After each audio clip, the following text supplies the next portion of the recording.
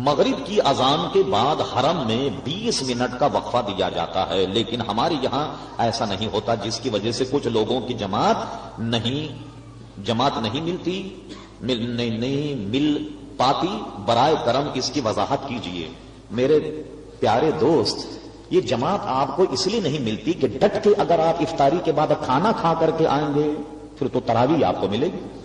مغرب کہاں ملے گی؟ تو آپ اگر روزہ افطاری کا نام آپ نے یہ سمجھا کہ 3 پلیٹ پلاؤ کھایا جائے، 1 مرغا کھایا جائے، 10 روٹیاں تندور کی کھائی جائیں، اس میں تو وقت لگے گا آپ کو۔ اور سیدھا اگر آپ 1 کھجور کھا کر پانی پی لیں اور جو اپنے کھانے کے لیے آپ نے رکھا اس کو محفوظ رکھ کر کے بعد میں جا کر کے کھا لیں تو کیا حرج ہے اس میں؟ تو وہاں ہوتا ہوگا، یہ وہاں کی ضرورت ہوگی کہ ایک بہت بڑا اجتماع ہونے کی وجہ سے انہوں نے ایسا رکھا، لیکن ہمارے یہاں اتنا وقفہ کرنا اور ویسے بھی شرم اتنا وقفہ درست نہیں۔ مغرب کی اذان اور نماز میں یہ تو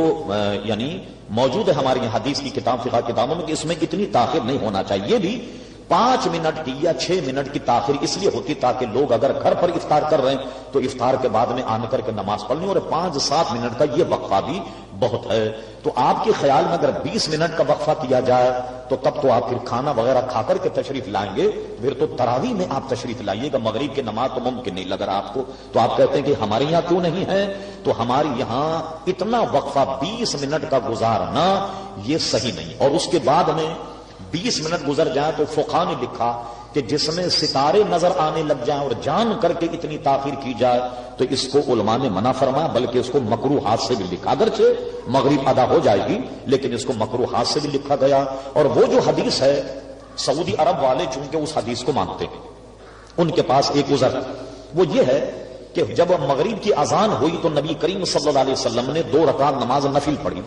یا سنت پڑھی، اور پڑھنے کے بعد میں پھر مغرب کی نماز پڑھائی، تو ان کے نزدیک تو فرض نماز میں اور مغرب کی اذان میں یہ وقفہ ہے۔ لیکن ہمارے امام اعظم ابو حنیفہ رضی اللہ عنہ نے بڑے دلائل سے اس حدیث کو منسوخ قرار دیا کہ یہ پہلے عمل تھا اور اس کے بعد حضور علیہ السلام نے اس کو فراموش فرما دیا، لہذا مغرب کی اذان کے بعد میں نہ سنتیں پڑھی جائیں گی نہ نفل پڑھے جائیں گے، بلکہ براہ راست جو ہے وہ نماز ہی پڑھی جائے گی۔ اور سعودی عرب والے وہ اپنے آپ کو کہتے ہیں کہ ہم شافعی ہیں، تو میاں امام شافعی کے نزدیک تو 25 منٹ 20 منٹ میں تو عشاء کا وقت شروع ہو جائے گا۔